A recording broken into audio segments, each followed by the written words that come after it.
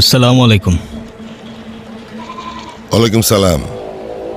যাই হোক, শুনলাম কালীন বন্দর ড্রাগসের আতর ঘরে ফ্যাক্টরি, তাই দেখতে এলাম আর কি।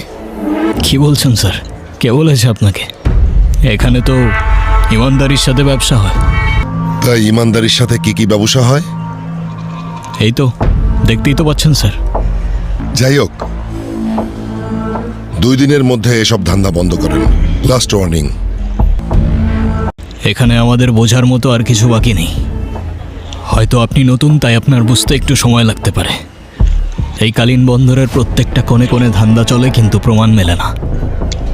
তবে আপনার জন্য বন্ধুত্বের হাত বাড়ানো থাকলো, বাকিটা আপনার ব্যাপার।